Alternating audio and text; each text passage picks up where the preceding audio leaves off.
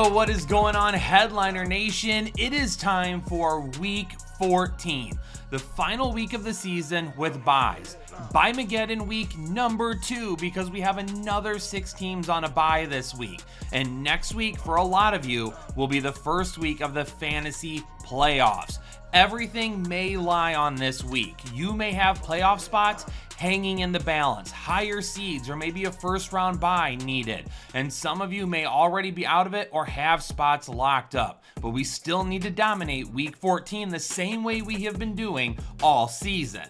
And with 6 teams on a bye this week, you may be looking for some replacements at the running back position that you're just not 100% sure deserve a spot in your lineup. So let's dive into Thursday Night Football. The Detroit Lions played last week on Thursday, and so did Green Bay. And now they're back together for round 2 in Detroit. Detroit may be allowing the 3rd fewest rushing yards per game and 3rd fewest fantasy points per game to the running back position, but just a few weeks ago in bad weather, Josh Jacobs ran for over 90 yards against this defense, and they still have a lot of injuries they are trying to deal with right now, and it will be very interesting to see what the injury report looks like a little bit later on in the week. This is a game that, once again, Detroit better be on upset alert, because if they're not fully healthy and they don't have 100% coming into this game against Green Bay could easily take this one and Josh Jacobs could have another solid day. Last week, David Montgomery and Jahmyr Gibbs both had solid days, but for the first time in a long time, neither of them were able to find the end zone. And this week, for Detroit to win this game, it's going to be all about the run game. They are going to need to pound the football. Pound the football, keep it with their offense, keep Jordan Love off the field, and your depleted defense that is going to be tired needs to be off the field as much as possible. You do that by running the football and being aggressive. Both of these guys should have really safe floors once again. Travis Etienne and Tank Bigsby, they both keep splitting time being hurt. They both keep splitting time becoming the starter and getting the majority of touches any single week. It feels like both of these guys have been up and down all season long. And at one point, it looked like Tank Bigsby was going to be the walkaway starter and number 1 running back in this backfield until he started dealing with an injury. And now this past week, Travis Etienne seemed to be back on top of the depth chart. And even Tank Bigsby had become a safe start at one point in time for me this season. But right now, it's really difficult to start either of these guys. Now, in this matchup against Tennessee, you're going to have to be able to run the football. And Travis Etienne may end up leading the backfield once again. I really can't put either of these guys as a high-risk play because one of them could end up having a good day, but trying to pick the correct one is where the big difficulty will lie. And we really need to see what happens with the split this week to try and figure out what it may look like the rest of the season. Last week was only the 5th time all season that Tony Pollard didn't finish as at least an RB2, and he has established a really safe floor this entire season. Basically, a majority of you probably drafted him as your either RB3 or RB4, so you've been flexing him all season long with a really great floor. And in this matchup going up against Jacksonville with probably no Trevor Lawrence and one of the worst defenses in all of football, I definitely will be all over 71.5 rushing yards, which is currently his projection over on Underdog. And I'm going higher than that projection. And if you put him in your lineup this week, I think you can project a lot more than 71.5 rushing yards as well. If Tennessee dominates this game and controls it, Tony Pollard should get close to probably more like 100 rushing yards this week. Heading into their Week 13 matchup, apparently Breece Hall was banged up to the point that even earlier in the week, there was doubt that he would even be able to play. But right now, this New York Jets offense does not look good. And part of last week's down performance for him may have been some of the injury. But trying to get high upside play out of him right now is extremely difficult. Changing offensive coordinators hasn't helped. Changing head coaches hasn't helped. Aaron Rodgers certainly doesn't look like himself. Apparently he's injured and dealing with things as well. Trading for Davante Adams isn't helped. Every band-aid they try to put on this offense just ends up getting torn off anyway. And because Breece Hall isn't reaching that upside, he's becoming riskier and riskier to play every single week. But part of the issue is the fact that it feels like New York is just trying to throw the football. Like Aaron Rodgers is going to be vintage Aaron Rodgers, so let's just keep pushing the issue until we see it. Instead of running the football and letting it go through your best offensive player and then throwing the ball after that, I don't know. Maybe the Jets at some point this season will figure it out. But since week 5, Breece Hall has been an RB1 3 times, an RB2 once, and an RB3 3 times as well. So right now, a majority of his performances just aren't cutting it. I don't know if it doesn't feel like it, or maybe he's just being overlooked, but De'Von Achane right now has 5 RB1 performances over the last 6 weeks. Since Tua came back from his concussion, he's absolutely been a great start every single week. I still feel like there's a little bit of complaining about how well he's running the football right now, which I get. There are times where he doesn't look great running the football, but his production in the passing game is helping boost that right now. So if you own De'Von Achane, we're absolutely going to be playing him. And Raheem Mostert, really at this point, is kind of being phased out of the offense. And honestly, I probably won't even have him on these slides very much longer. This may end up being the Kirk Cousins revenge game against his former team, but we're talking about running backs in this video. And Bijan Robinson just doesn't feel like he's getting enough press. People are talking about Saquon Barkley and Derrick Henry and Joe Mixon, but Bijan Robinson feels very quietly as the RB5 on the season right now in half-point PPR leagues. And right now, he's got at least 20 touches in 5 of his last 6 games. So the volume's there. The upside is there. The production that people were so upset wasn't there earlier in the year and last season has finally started showing up. But now we're getting a really tough matchup against Minnesota. Minnesota is currently allowing the second fewest fantasy points per game and rushing yards to opposing running backs. And his ceiling may not be super high this week, but if he can get 20 plus touches once again, he should easily make himself into at least RB2 status, especially if he gets enough passing work. Atlanta right now is allowing the fewest touchdowns to the running back position. So Aaron Jones' upside could definitely be limited this week if he really needs to pick up a lot of those fantasy points, either on the ground or through the air, without the possibility of having that touchdown to go along with them. But since week 3, he's only ran for 100 yards 1 time. And since week 3, he's only ran for more than 88 yards 3 times. So those high production games on the ground really haven't been showing up. And in this matchup against Atlanta, Aaron Jones may only be like a middle-of-the-road RB3, knowing that he's going to have to get a lot of his points from rushing yards. But also, if he can find the end zone, I wouldn't put it past Aaron Jones to have a ceiling of top 15. So the variety of outcomes this week is definitely very wide. Another playmaker down for the New Orleans Saints. Taysom Hill, the latest guy that is going to be missing significant time after producing fantasy viable numbers this season. And as guys continue to drop, it only makes Alvin Kamara more and more reliable for fantasy purposes. Because right now, when you take a look at a matchup like this, where the New York Giants are allowing the 5th most rushing yards and 8th most fantasy points per game to the running back position, Alvin Kamara has a safe floor based on the running potential alone and the rushing yards that come along with that. And then obviously his ceiling for those fantasy points per game would start to come if he gets some of those targets that had been going to some of these other guys that are now hurt. Let me jump up on my soapbox about Tyrone Tracy here real quick. A couple of weeks ago, he had a fumble, went to the bench, and saw limited snaps the rest of the game. It felt like Brian Daboll was trying to punish him or make an example out of him. And then last week, in a prime matchup against the Dallas Cowboys, who have struggled to stop the run this season, he only got 9 carries. Now, some of that may have to do with game script. This was basically a blowout the entire way, and really it only looked a lot closer because the Giants were able to score 10 points in the 4th quarter. But why were we not running the football more to begin the game? Why was Devin Singletary on the field almost as much as Tyrone Tracy?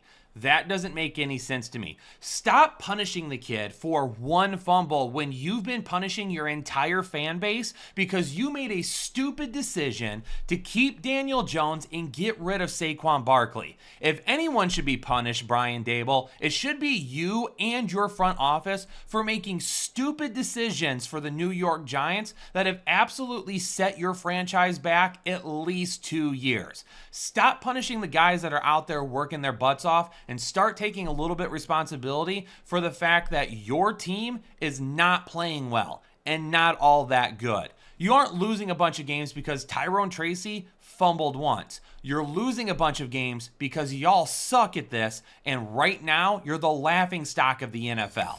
I'm going to be trying my hardest to not play any Carolina Panthers this week going up against Philadelphia. Now, with 6 teams on a bye, you may have no choice but to play Chuba Hubbard. But this Philadelphia defense may be the best overall defense in all of football. And right now, they're allowing the 4th fewest fantasy points per game to the running back position.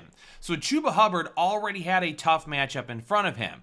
And even though Jonathan Brooks is not going to be taking a ton of touches away from him, it definitely feels like Brooks is going to be used in the passing game a whole lot more. And just because there's a few touches being taken away in such a volatile matchup, that makes Chuba Hubbard 100% an extremely risky start this week. But this Eagles defense is absolutely legit. As a Lions fan who was currently sitting in first place in the conference with a first round bye, I really hope that they can keep that, because if the Lions have to go to Philadelphia to play a playoff game, I'm going to be worried. Carolina allows the most fantasy points per game, most rushing yards, and most rushing touchdowns to the running back position. You might as well lock Saquon Barkley in as potentially the RB1 on the week. And in a matchup like this, where Saquon Barkley is on pace to break the single season rushing record, do you not think the Eagles are going to try and take advantage of that? So then he can either beat the record before week 18, so people don't talk about having an extra week and things like that, or the fact that if they want to rest him over the final week, that they don't need to worry about playing him so he can get the record. Over on Underdog, his current projection sits at 105.5 rushing yards. And you've heard me talk about these projections before. Normally, when it comes to running backs, I really try to aim for guys that are kind of in that 70 area and below. I don't want to be banking on top tier days and taking the over on those. However, in this matchup with Saquon Barkley, I'm taking the over as much as possible, because if he runs for under 105.5 rushing yards, I would be shocked. Way more shocked than I was when my Michigan Wolverines beat the number 2 Ohio State Buckeyes in Columbus this week. Go Blue. I hate to do it to my boy Nick Chubb, but really, I don't think he's going to be fantasy viable for the rest of the season. It's clear he's not 100%, and that's not shocking. Anybody that drafted Nick Chubb thinking that he would give you the same type of numbers this season, you were only fooling yourself, and your expectations were way too high. Now, the hope is that if he returned at some point this season, that maybe he was a guy that could be a flex option for us, where we could toss him in and he's not going to have all these gaudy numbers, but he could be reinforcements for our lineup. But unfortunately, that's not happening either. So for Nick Chubb at this point, I don't know if it's worth continuing to try and run him out there. Now, when you're in a situation where you have 6 teams on a bye, maybe starting Nick Chubb is something you're going to have to do. But in negative game script, we're going to see more and more Jerome Ford throughout the rest of the season. Because as Cleveland continues to fall further and further away from having a good year, the chances of Nick Chubb resting become higher and higher. I got a message this weekend asking me why we got Q and we didn't start Najee Harris like we always do. And I thought to myself, do we really always start Najee Harris? Like, at what point in time have I made it clear that Najee Harris is a guy that has to start every single week? I don't think I have, because Jaylen Warren continues to be more efficient than Najee Harris a majority of the time. And this past week, Jaylen Warren was basically effectively removed from the entire game plan. And while Najee Harris had a really good game, it was only the first RB1 performance that he's had since week 6. And it's only the second time all season that he's been an RB1. So at what point was Najee Harris ever a safe start this year? There's been times where he's been highly inefficient. There's been times where he's had some good games. There's been times where he's had some decent floor, and only a couple of times where he's had good upside. But for the most part, Najee Harris has been a guy that, yes, in decent matchups, we can try and roll him out there, but he's going to have risk every single week. I gotta tell you, in 2024, I did not see myself discussing Sincere McCormick as a possible fantasy option for running backs in Las Vegas. But hey, week 14, here we are, and we're talking about him. But it's really not going to be a whole lot, because between him and Amir Abdullah in this matchup, there really doesn't make a whole lot of sense in trying to play either of these guys. Las Vegas is going to be throwing the football probably an awful lot, and they'll try and run it here and there. But unless one of these guys actually finds the end zone, neither of them probably even come close to 8 fantasy points. Bucky Irving has now been a top 6 running back each of the last 3 weeks. And yep, he's a little bit banged up and apparently dealing with a little bit of a hip issue. But on Monday, he said, "I'm feeling a whole lot better already, and I expect to be just fine by the end of the week." He's the clear lead back and has taken Rachaad White's job. And Rachaad White hadn't done anything last week until that 34-yard run in overtime. So go ahead and scratch the fact of how many yards he had, because on the 10 attempts before that, he barely did anything. Bucky Irving is the guy right now in Tampa Bay, and honestly, he's the only one that I'm interested in starting. Seattle and Arizona this week for me is about the battle of the underperforming running backs, because I really don't feel like a lot of us saw Kenneth Walker and James Conner underperforming the way that they have been so far this season. Now, prior to being the RB41 last week, Kenneth Walker had been at least an RB2 in 7 of his last 9 games. So his floor this year absolutely has been there. He hasn't been an awful start, but the ceiling that we've become accustomed to over the last couple of years because of his insane efficiency definitely hasn't been there. And a big reason for that is because he continues to get hit behind the line of scrimmage. He has one of the lowest yards before contact of anyone in the NFL. And if you take a look at the tape, he's consistently getting hit even before he can get to the line. And since week 2, James Conner has only been an RB1 one time this season. His ceiling is effectively an RB2. So for both of these guys, when you're putting them in your lineup, really you're putting them in their lineup hoping for a decent floor, because the ceiling hasn't been there all season long. And that's not necessarily a bad thing, but unfortunately, if they were someone you were relying on to give you upside fantasy performances every single week, that part just isn't happening. Buffalo is trying to keep pace with those Kansas City Chiefs, who somehow every single week continue to bail themselves out and win close games. But Buffalo is just steamrolling everyone, it feels like. And this week going up against the LA Rams, could definitely see James Cook having another solid day. He's been an RB1 4 of the last 5 games and is really playing very well right now. Ray Davis was kind of getting into his touches a little bit there in the middle of the season. That has slowly started to dissipate, and James Cook is kind of finding some of that ceiling that we saw at the beginning of the year. So it's really good to have him in this stretch run be very, very good for us. And his projections over on Underdog right now sit at 66.5 rushing yards. And I'm going to go higher on those projections this week, because I really feel like going up against the Los Angeles Rams in a solid matchup, James Cook is going to be used quite a bit this week to keep Matthew Stafford, Puka Nacua, and Cooper Kupp off the field. So the fantasy points per game allowed by the Buffalo Bills to running backs seems on the higher side, because right now they're allowing the second most receiving yards and receiving touchdowns to opposing running backs. And while Kyren Williams will have a few receptions here or there, he's not really known as that type of a player. He's getting all of his volume on the ground. So this matchup this week may not have the ceiling that everyone would like, but it's really hard to not believe that Kyren Williams isn't going to get enough opportunities, that he isn't a low-risk player, because they should get into the red zone at least a couple of different times. And if that happens, then Kyren Williams has touchdown potential, just like almost every other week this season. Yeah, the San Francisco 49ers may allow the 5th most fantasy points per game to the running back position, but quite honestly, how safe do we think DeAndre Swift actually is? Over the last 5 weeks, he's only had 1 RB1 performances. He's had 2 RB2 performances and 2 other performances that weren't even worthy of being in your fantasy lineup.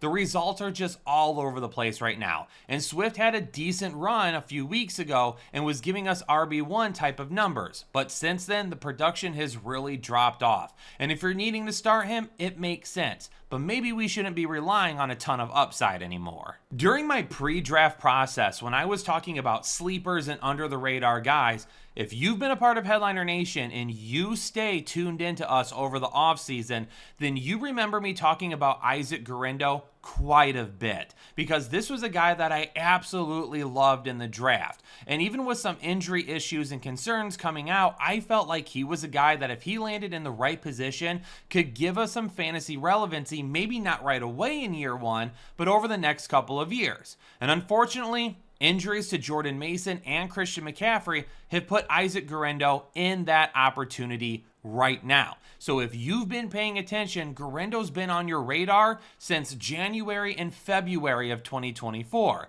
And now if you had any fab left over or waiver priority, you'll be adding him, because in this matchup, I feel like he's going to be pretty close to being a safe bet. I'm still going to put him at medium risk because we haven't seen a ton of volume from him and not a full game of production, but this could really be a great opportunity for him to help our fantasy teams and his own team. Unfortunately, the fantasy run of J.K. Dobbins is done for 2024, and he definitely is going to go down as one of the best late round picks that anybody could have made this season. But now, to end the year for the Los Angeles Chargers, a lot of people looked at Gus Edwards right away, but I'm not feeling it. Gus Edwards really hasn't been the dynamic running back that he once was when he was in Baltimore. In Baltimore last season, really his fantasy value was pushed by an insane amount of touchdowns, but his efficiency numbers on the ground were not great last year, and once again this season, they're not good at all. And that's why this week, going up against the Kansas City Chiefs, he's going to be my Mando must-avoid running back of the week. This Kansas City defense currently allows the fewest rushing yards and fewest fantasy points per game to the running back position.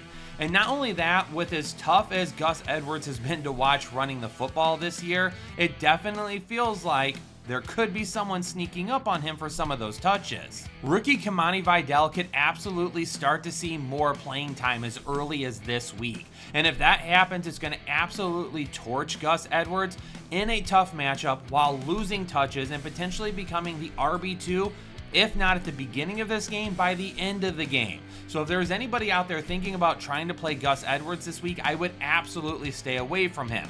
Now, I'm also not open to playing Kimani Vidal either, so if you're trying to run him into your fantasy lineup, I would also hold off on that. But definitely no Gus Edwards for me this week. And if you're going to be putting Gus Edwards in your lineup the week before the fantasy playoffs start, you're going to be sweating out your matchup. So let's help take care of some of that. Head on over to Shop Mando right now and get their starter pack for $5 off using code word headliners. Mando has a clinically proven formula that can eliminate odors for up to 72 hours. So while you're sweating things out all day on Sunday, come Monday morning, you'll still be feeling and smelling fresh. The LA Chargers defense is no slouch itself when it comes to stopping the run, currently allowing the 5th fewest fantasy points per game, and they are tied for the fewest touchdowns allowed to running backs so far this season. So Isaiah Pacheco is going to be a medium risk play for me. He was better than Kareem Hunt last week, even though they basically split time. I could see Pacheco getting a little bit more work this week, but Hunt is still going to be heavily involved. Now, I have no interest in playing Hunt because he's probably going to be the RB2 this week, and he's not nearly as explosive as what Pacheco is. If you're looking for a little bit more upside, Pacheco would end up being the guy, but both of these guys are going to carry some risk, especially Hunt. Based on some of the things I've read in our comment section, to me it feels like a lot of people think that I don't believe in Chase Brown, and that couldn't be further from the truth. Both Jake and myself had Chase Brown as an under-the-radar breakout candidate this season, and we really felt like he was going to take the job away from Zach Moss at some point in time. It took a little bit of time as the season went on, but now Chase Brown is hitting on all cylinders, and the best part about this is he's doing it against tough competition. Over the last several weeks, he has had a string of really tough matchup against defenses that have done a good job against running backs. And because I've listed him as a medium risk sometimes, a lot of people were like, wait a second, why? He's playing so well, but it was all about the matchups. But every single time he came out with flying colors. But now he gets an excellent matchup, and this is where we hope Chase Brown continues the upside, and he is now a low-risk play for me this week. Over the last 4 weeks, Chase Brown has been the RB5, the RB4, the RB10, and the RB10 again. And now he goes up against Dallas, who's allowing the 3rd most fantasy points per game to running backs and the 2nd most touchdowns allowed to running backs. Chase Brown is an absolute must start this week and should have a great performance. Rico Dowdle, solid game last week, and that was one that we definitely called and said he could end up having the upside that a lot of you have been begging for. But realistically, It takes Rico Dowdle 20 plus touches to find himself in the realm of being fantasy relevant, whether it be an RB1 performance or being a safe RB2 performance. But this week against Cincinnati, it's very volatile because it's going to depend on the game script. If Cincinnati blows Dallas out of the water, it's going to kill Rico Dowdle. But we know Cincinnati's defense absolutely sucks. So if anybody can stay in the game and Dallas can make this even throughout the majority of the way, then Rico Dowdle should get those 20 touches and have a decent floor to go with it. So we just got to keep in mind, yes, the safety could end up being there, but if this game gets out of hand early, Rico Dowdle loses all of it. Well, Headliner Nation, there we have it. We made it quick. We made it dirty. That's what she said. Breaking down all of the matchups for running backs here in week 14. 16 teams on a bye. So hopefully we helped you out with some guys that you should and should not have in your lineup this week. And some guys that if you have to play, just go ahead and pump the brakes and know that things could get a little bit ugly this week. But make sure you stick around all week long for our regular schedule. Last week was a little bit different with Thanksgiving, but this week we're right back to it. Start and sit episodes on Tuesday and Wednesday, rankings on Thursdays, members only videos for the flex rankings later in the week, Ethan's video about injuries, Max guys that you should be taking a look at later on in the week, and of course the live shows will be back on Saturday and Sunday as well. Hit the like button, subscribe if you're new here, turn on the bell notifications, leave some comments down below. Good luck this week, and I'll catch you all on the next episode of the Fantasy Headliners.